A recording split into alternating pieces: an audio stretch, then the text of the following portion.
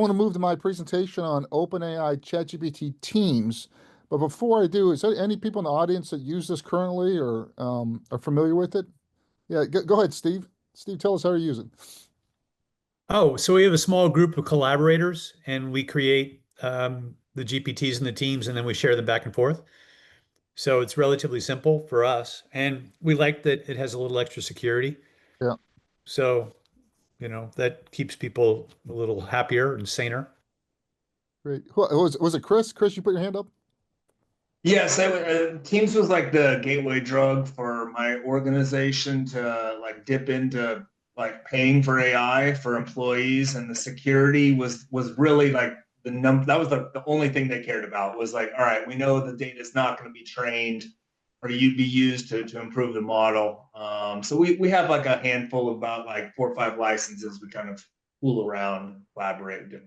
That's big. And ballpark, how many people are in the company? 5,000. Okay, so you've got So five we licenses. are, as I say, this is like scratching the surface, Okay, starting. super. Yes. Yeah. Thank you. Thank you. Anybody else want to share? Any other team users out there? Yeah, go ahead, Rosemary. So we have an account. We had an account for a year, 2 of us, but we canceled it because we couldn't share links outside of the team. And that was what we really needed for training. But did you go to something else or did you just stop? You didn't want to So pay? I was running both a Plus account and a Teams account at the same time. I see. Okay. And the Cool. only problem was I had set up all my custom GPTs in the Teams account. And when yes, so that was a problem. Oh. And we've heard that vice versa, is people have a lot of GPTs in their personal account and can't bring it to their Teams or work account. And you had it in the Teams, it couldn't bring it back to your. And once you have a pro account, you can't change the email address. Correct. Yeah. It's 100% email centric. Yeah. Lots of early enterprise things. Any other users out there want to share? Great. So let me kick off. I'm sorry, go ahead. I'll kick off my presentation. So great. So a couple things on a case for action, recommendation, security. We'll do a demo. Let's keep it really interactive. I think a few things to start. Just a lot of things I certainly believe, and I know John believes as well, is we're in this unique moment in history. This is not some little IT thing here. And a lot of executives don't quite realize this. That digital intelligence is going to be more profound than the email and internet. And I continue to find myself, used to always be in front of the email. I think increasingly we're going to find ourselves in front of an interface that has the AI. Maybe it's ChatGPT, maybe it's Microsoft Copilot. This is a big theme that John and I saw when we were over in Davos and MIT Day, that 95% of all cognitive work within 2 years is going to be done better by the robots, full stop. Profound change.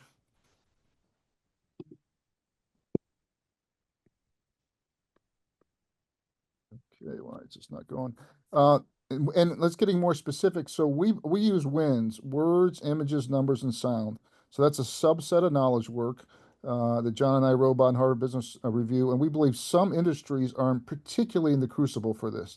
That means they have a high part of their WINS work is digitized today, and it's a high part of the cost center. So law firms, professional services firms, software company, financial institutions, and these are ones who really have 5 to 30% impact on their revenue or profit or both in the next 3 or 4 years because of Gen AI. And these teams, these management, these CEOs need to start understanding this. And I certainly believe we continue to see far too many business leaders don't have an intuitive feel for Gen AI. Everyone's aware of it. Everyone's got Chris working on some project over with 5 users, so I got a checkbox to tell my investors here. But so few executives, at least the ones we're talking with, have spent 5, 30, 50 hours themselves on it. John and I do a lot of discussions with management teams, and it's so clear that maybe 5 to 8% of the CEOs really intuitively get this, and they're driving the bus. All the other ones are kind of managing this as an IT project or giving it to the CIO to let them manage it as well here. And we often hear a lot, and Chris talked about in his thing, is that, oh my gosh, it's too expensive. It's not secure. And those are, and in my view, absolutely red herrings. And I think that OpenAI ChatGPT Teams is a good way to start specifically addressing those in a real. Rosemary, Steve, I'm interested in this. High awareness, but most companies are overwhelmed. John and I were at an event last week with 60 CEOs, the YPO event, and one of them talked about just AI change fatigue. When will it stop? And it's not going to stop here. Huge amount of shadow IT. A lot of people think that the default's going to be Microsoft Copilot, but we consistently find that this is confusing because so many versions here. Steve, I see you're shaking your head. Do you agree with that statement? No, I mean, everyone here's their own ecosystem of who the users are. And I sure, if you were a Microsoft service provider, you would say that's the way of the future, but I'm not hearing good news about Copilot. We last summer I had paid $50, offer $50 for anybody to say they loved it. I had to go to $150. I finally found one person. We know 3 or 4 companies where IT loves Copilot because they get all these great reports. It says 85% use it, and none of the executives wanted anything else in here. We also know from this group that we survey every 2 or 3 months and this is a high adoption group here on this call. And we did this a few weeks ago. Still, the vast majority are going back to ChatGPT because they continue to feel right. They're innovating here and impressively outperform. So that's what we see out there. And so most people know, I think, in this call, but just a baseline. So ChatGPT, what we all know and started the revolution, has a free version, a $20 a month version, that's called Plus, and then a pro version that you get individual level, $200 a month. And then over on the B2B side or company side, they have 2 versions, OpenAI ChatGPT Teams, which we're going to talk about tonight, and that's $30 a month. And then something called OpenAI ChatGPT Enterprise, which has additional set of features, and you get custom pricing from them. And the business case I want to make right now is that for companies like Chris and others, executives need to now go get 5, 30, 50, 100 licenses, buy them by the month for ChatGPT Teams, start some basic training, and getting your executives to start using Teams with secure data on very real business cases here. And for folks to know on security here, OpenAI ChatGPT Teams has enterprise class security, full stop. If you're using a hosted version of a HubSpot or Net Salesforce or Workday or any other thing to run your business, and you're comfortable putting it into that hosted environment, then you should be just as comfortable hosting over here because at least contractually, you have full ownership of your data. Your data is not used for training. It has end-to-end encryption. Data is encrypted both at rest and in transit. SOC 2 compliant, multi-authentication options here. Anyway, a lot of things are very persistent for enterprise class security. So for anyone to say for $30 a month, Chris, did you have any pushback from your IT group that this is not a secure product? No, it was the opt out of training that was like the kind of the no-brainer. And I mean, it was clearly on their website too. So it wasn't like Chris was saying it. I was just directing them to like the feature sheet.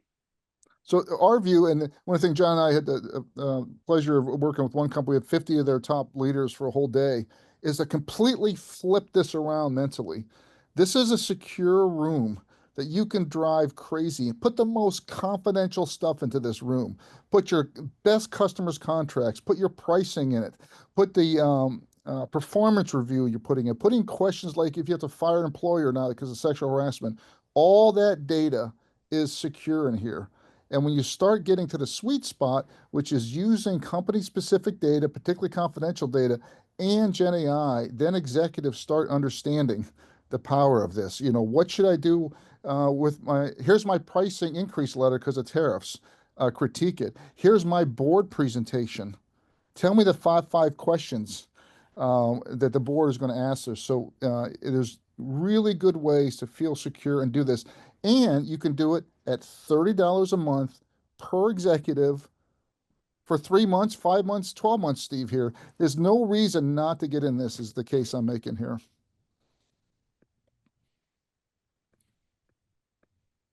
Okay, come on, advance. Paul, there's some good questions in here around, API usage and, do you get access to full citations? Can you, silo between, how do you get across silos internal to the organization and so forth? Yeah, this, my understanding, Chris, this does not include API access. The $30 a month. That's right. It's just the front door, the web interface, the mobile app, the desktop app, but not the API. Yeah. So high level, remember, there's two ways to access GPT. One is through a chatbot app, which we're looking at today. That app you can access via browser. You can download it to your desktop and have a local app, or you can put it on your phone. Those are three versions of the chatbot app. And not all companies have that. Cohere, for instance, only recently has come out with a chatbot app, but that's what the chatbot app. The second way is you can write an API, which is a call from whatever application you have into the model here. So it's in and out call here, an API here. What we're dealing with today is just on the OpenAI chatbot application. Okay, let's go. Let's dive into this thing. So let me jump over here. So here's what it looks like. It looks very familiar. People haven't seen it. One of the things, Chris, I've been hoping that OpenAI does a better job of signaling to users that they're actually in a workspace here. So two ways you can know you're in a workspace. If you look way down the bottom, it says OpenAI doesn't use GAI Insights workspace data. So that's in the footer of this screen. So that's one way to remind users. The second is over in the top right. It's hard to see. It's blue. It's got part of the GAI Insights logo here. So one is that you need to teach all your employees that this is email specific. So they probably have an email for their personal account that's $20 a month. And when you roll this out, they're going to have to use a separate email, likely your work email, to get onto the OpenAI Teams account at $30 a month that's secure here. And once it's secure for all the reasons, you can start uploading, contracts and everything else that's confidential here. Let me show you a few other things around it just to make sure everyone sees it. So, and I think the other thing is you can, as Rosemary said, when you do something.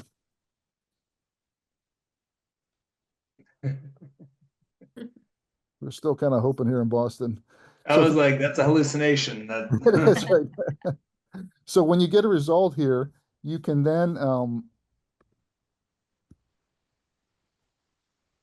come down in here in the bottom here and then share it. And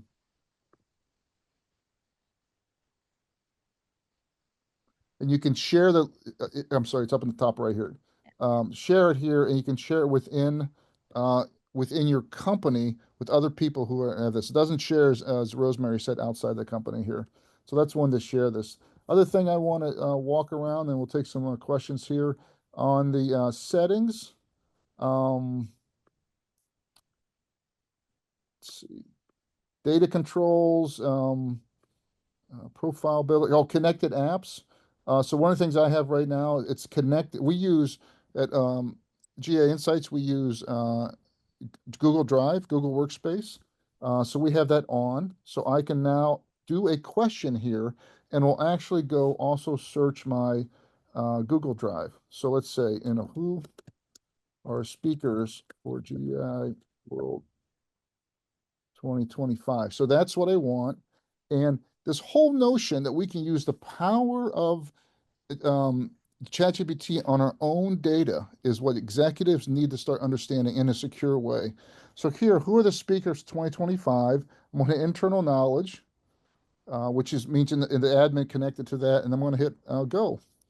Now, obviously, I can still go to Google Drive, which is, you can see when it's thinking, it did it. But now it's coming back and giving me a summary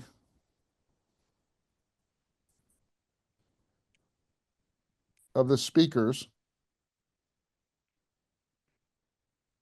and a list of the sources. So I can actually go back, hit that as well. But in addition to that's something, this is not really confidential, but let's do a confidential one here. So, find, we're at a conferences at a company, at a convention space called Heinz Convention Center. So find Heinz convention center contract for 2025. Tell me the top 5 business risk.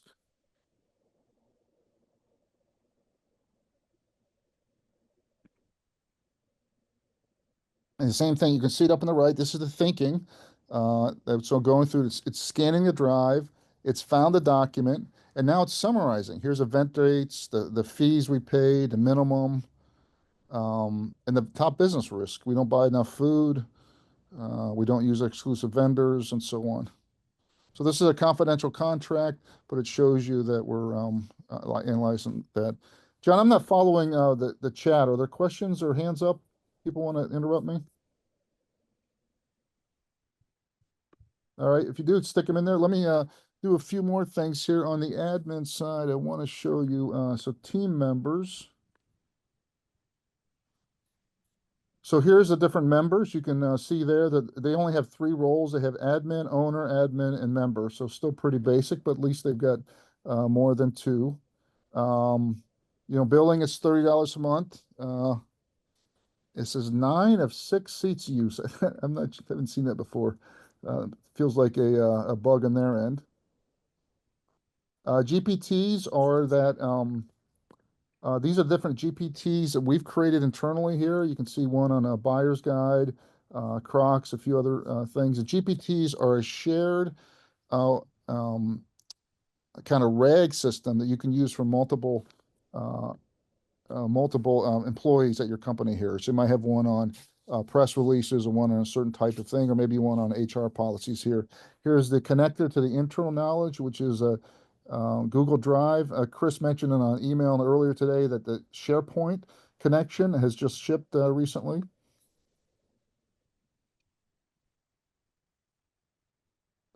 Here's a few other space settings. Now, below this line, these are additional features that aren't in Teams, but are in Enterprise. So for instance, user analytics is something that I would really value in the Teams version or the small company version, and that's not in there. Identity provision, I assume that's SEO type.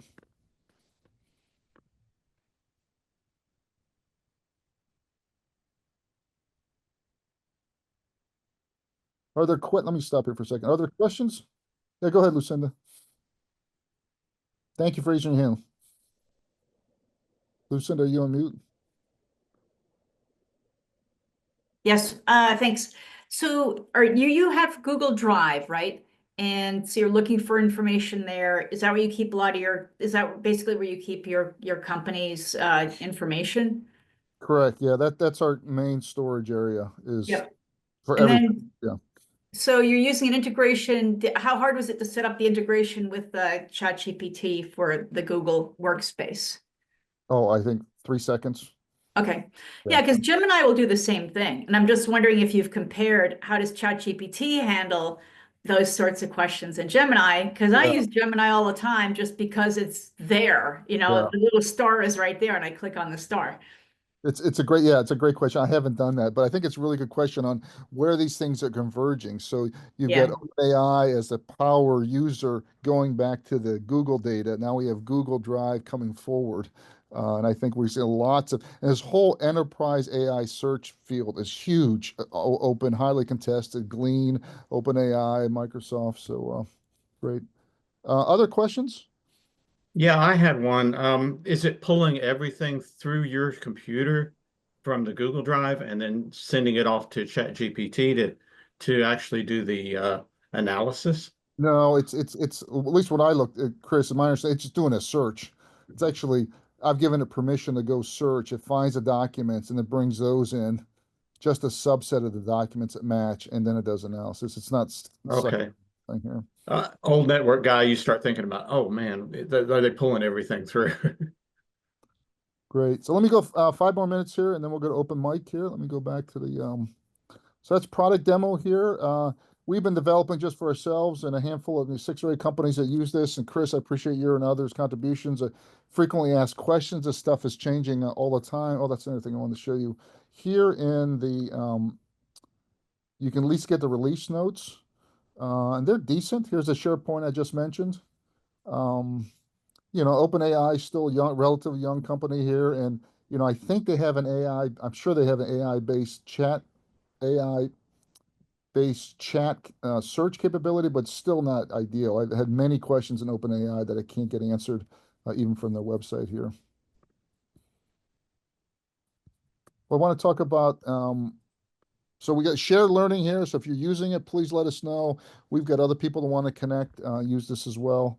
And here's the ROI for 40 employees. Now, I consistently hear, oh my gosh, that's just not worth it. And I'm making the case this is a no-brainer. This is what I'm basing on. So keep it really simple. $30 a month for 12 months for 40 employees, maybe CEO down the director level. Some initial training, ongoing support from us or one of the many consultants out there, $40,000. Let's assume an average fully loaded cost of 150K. That's insurance and salary and benefits. And so that's $6 million a year for these 40 employees. Now, Rosemary, see if you agree with this. I'm assuming that with some basic training, and these are all knowledge workers. So these 40 employees have all or a significant part of their work using laptops and computers. They're not people drilling in. They're not putting up telephone poles where the vast majority of their value add is physically in the physical world. They're in the digital world as a knowledge worker here. I'm assuming that on average, with some basic training and a secure chatbot, so everyone's confidently putting in their secure, highly confidential information here, that this will start getting ingrained and save on average 5 hours per week on employees. I think there's going to be a big skew where there might be some that might be, 10 or 15 hours a week, and some that are 0 or 1, but on average, it's 5 hours a week. Rosemary, is that outrageous as a saving? I just put what I use for ROI. 10 team members save 20 hours. That's, $250,000 a year saved. So for me, I want to tell a similar for the CEO, this let's say call this an 800-person company, your top 40 employees, for you save 10,000 additional hours of capabilities for your top 40 employees, 10,000 hours of eliminated rudimentary work, 10,000 hours of enhanced creativity, 10,000 hours of working with the best digital intelligence in the world. That's value. And I argue that's a huge value here. So way more than $40,000 a year. Payback certainly less than 12 months. It's a soft payback. It's a productivity payback. You're not firing any of these 40 employees, but you're getting way more out of it. And you're realizing you're in an industry where your competitors doing that here. I think one of the important things I forgot to put in here is that by using ChatGPT, you're helping these 40 directors and managers get comfortable with the best product out there. So when they're at helping someone with school or their neighbors or everything else, they're getting confidence. They're getting more thing using the best brand name rather than using Copilot or Gemini or Claude or anything else. The other thing is, I think it's important to continue to tell people to stop AI tool hopping. Pick a tool and go learn it. This tool is robust enough and get from the beginner level to at least proficiency level. And then only after that, when you're finding specific use cases this can't do, then pop to an AI specific tool. Maybe something for coding, maybe something specific for marketing. Go ahead, Rosemary. So the smart ones are already all over this, whether it's being paid for or not. We're doing Copilot training for 30 salespeople in the States, and many of them are already using ChatGPT instead of Copilot because they like it better. That's But interesting. they're already using it, right? It's just whether it's being paid for or not. And they're already using, but probably using their personal versions, not the $30 version, right? Right, right. Yeah. Great. I saw another hand go up and I can't. Who's the other hand up here that I'm missing? You put in your thing what I was going to say as a bullet point, which was that not only is there productivity gains, but the psychological gains are enormous, and you would put that in about employee retention and, satisfaction. But that's why I lowered my hand because you had added it already. Yeah. Yeah. Well, thanks, Dave. Yeah, it's, and I think important here is that this is for companies that see the transformation. This is for companies whose leadership believes this is a moment in history that's fundamentally changing how they do work. And they need to get into the cultural changes. Can't be a parlor trick. They need to be asking each other, boy, Rosemary, have you asked the robots for that? Hey, let's have a robots analyze this contract. Hey, let's have the robots securely and our confidential information analyze our Q1 results and tell us what we should do. Let's have it analyze our taxes, anything that's secure, that's of high value. Here's every single email I got from my top customer here. Tell me, summarize that. Here's the purchases for my top customer here. Tell me and analyze that. So there's lots and lots of things that are high value, high ROI that you can do in a secure chatbot.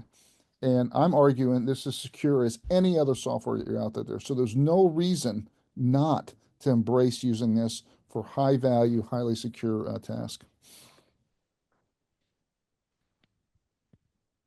So that is my presentation. And I think the world needs to do more of it. And so if you know companies that are skeptical, I want to go talk to them. And if you know CEOs who are interested, let's go do this because it really is. And what's going to happen is you're going to find, you train 40.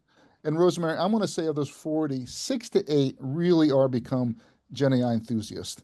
They become the Rosemarys. You now deputize them. They're finding each other. They're now bringing more energy in. They're now helping change a thing. Now they're using the company language about how they call something with company specific use cases and get the ball rolling. How'd you get that done so quick here? Hey, could you come show me how to do that in customer support? Can you help me with supply chain here? But you've got to get those deputized Gen AI enthusiasts. And I think it's 10 to 15% once you get training on this. Is that what percentage you use, Rosemary? So I just wanted to make a point that there are still AI skeptics out there. Like on a call Totally. this last week, one of the salespeople who has a team under him said, he says, my team sends me emails and I know it's been written by AI, so I just tell them not to do that anymore. And I'm not writing emails like this. And it's like, well, you just need to follow some really simple ways to make it sound more natural. But I mean, it was like hitting right up against the wall. That was just one person out of like 25. Yeah. I totally hear that. I think the email writing is almost the worst use case. It's like selling a Ferrari and saying you can drive it to the end of your block to get the mail or something. It never sounds human, and people get that first taste and it's not personalized, and they're like, I don't want to use that. That's a lot of what I battle. But I think there are great ways to make it sound natural with your own voice, and you don't even have to put a paragraph of your text. You could put that paragraph of text into ChatGPT and ask it to tell you what your writing style is, and then you put that writing style into your prompt. Nice. Yeah. That's great. I think the other thing is that I think another part of the thing I'm curious is helping these 40 executives and the teams understand that we have to stop thinking like Google search, which is 4 to 6 words across. This thing, you put 1,000,000 words in it, put more stuffing. I want an even better, say, create a prompt for me that does the following. It'll create the prompt and then cut and paste that properly prompt. So you do not have to be a prompt engineer. All you need to do is burp up what your needs are and just keep selling. I don't want it to sound like this. I want to impress it. I want to be, you're the top for, and then ask it to create the prompt and then go do it here. So there's no reason not to have profound implication. I think the last thing I'll say, and I'll go to Lucinda, is that I tell executive, this is the biggest career accelerant ever. Full stop. Yes. All your young talent knows it. Everybody in school is using this 5, 20, 30 hours a week here. For you to clock in and not to have a secure employee chatbot, it's like walking in saying we don't have email. We're still using rotary phones. We're still using interoffice folders for mail here. It is so behind, and all the young people know it. We're sitting in a recession. Every CFO is saying, you don't get another hire till you can prove to me that AI can't do this here. We've got massive tariffs that scare the living crap out of these companies here, so they're all buckling down. This thing here, we've got employee graduates are coming in who traditionally would go for 60, 80, $100,000 jobs that many companies are not putting on that. We got people like JP Morgan who have a business analyst was a standard entry role for decades, is now talking about cutting that in half and trying to eliminate 30, 40% of it permanently here. So there's a profound change going on, and you need to figure out how to message it, and it will help your company here. But only by becoming an AI leader will you avoid being AI disrupted. Go ahead, Lucinda. Yeah, I mean, that is such a ninja move. It is so powerful to get the AI to do your prompt for you. It's really, it's great. So one of the things I had was I'm also running a learning lab in my company, and I'm trying to get the enthusiasts to talk about it. And I can't really get people to like, I have to go after people. Any other tips on how to just be able to get the enthusiasts to showcase what they're doing? Because I do feel like that'll be powerful. I totally agree with you. There are skeptics. There's one guy who I work with who I adore. He's a really great guy, and he's like, "This dog's too old to learn that new trick," Yeah. right? And so, yeah.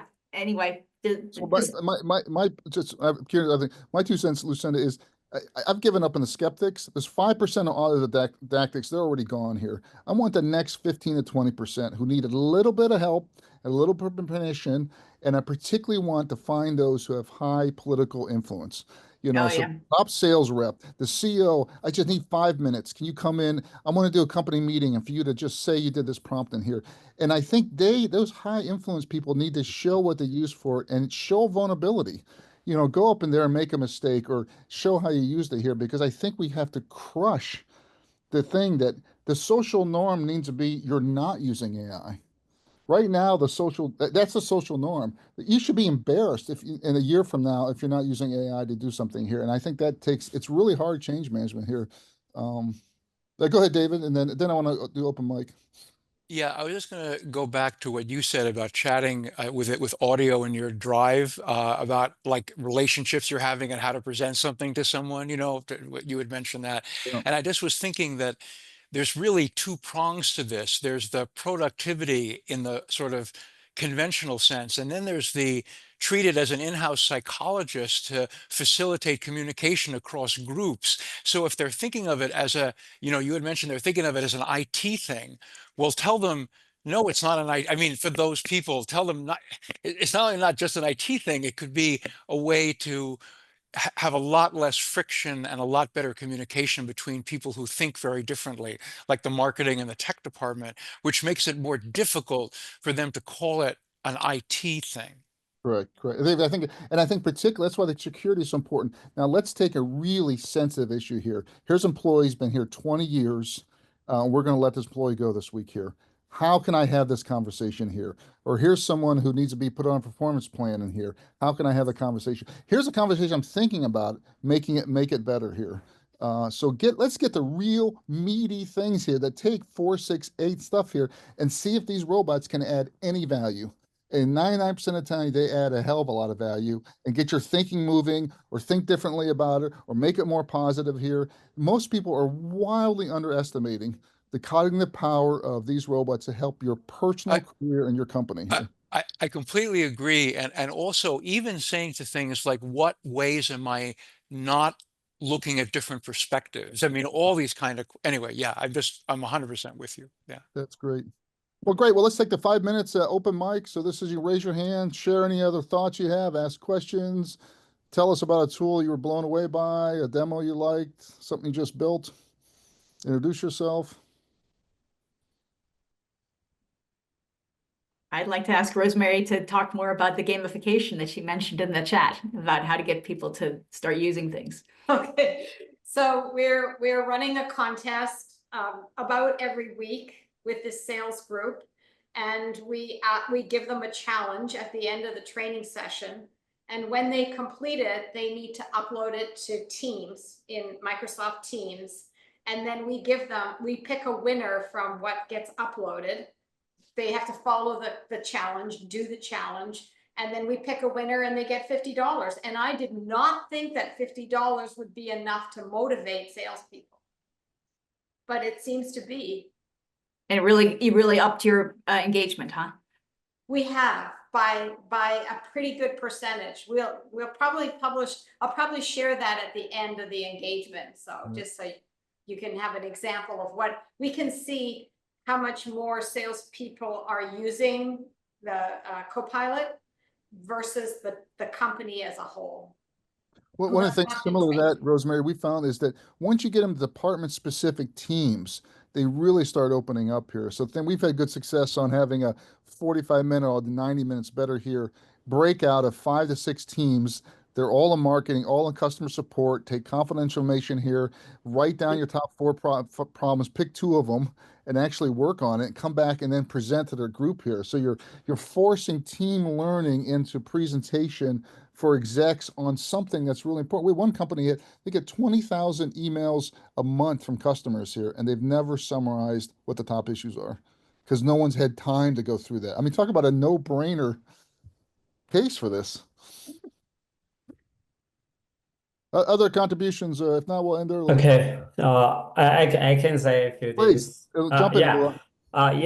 So I use it mainly for the coding because I get tired from working like my regular 3 to 5, and I use it mainly for my side project, which is also an AI agent, and I don't write the code itself. I use either ChatGPT or Cursor, which is a code editor. And someone, I think Rosemary, you said the meta prompting, that's what I am adding up here to that. Basically, if you ask it to do something you want directly, it might not be the right way to go. So what you want to do is discuss the idea first. If you want an email for some customer support, instead of just write an email response for this customer support, you want to add how you would write it, have a discussion, just like think of the AI just like as a junior employee you have. That way you can have a discussion with your junior programmer or junior sales team, and then reach to the final endpoint you want, which could be the email or the piece of code that you need. I think that way has worked better for me instead of just asking and copy pasting whatever the AI throws out.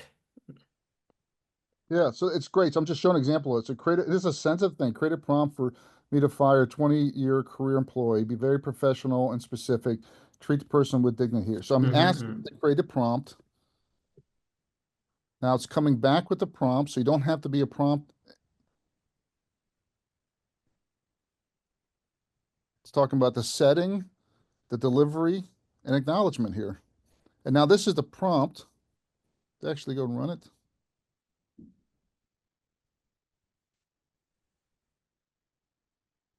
Oh, this is actually ran the prompt here. I didn't want to. Usually it comes back with the prompt. Let's do a better one here. Create a prompt to write a price increase letter to customers because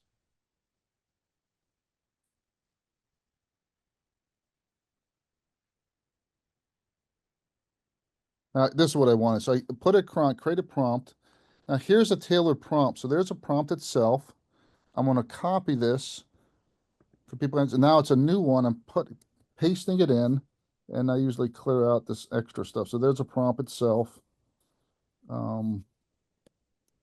And then it was a prompt expert. I want it here, and then I hit submit, and now it's going through and it's coming out with the letter here. So great. Well, thank you everyone for another fantastic week.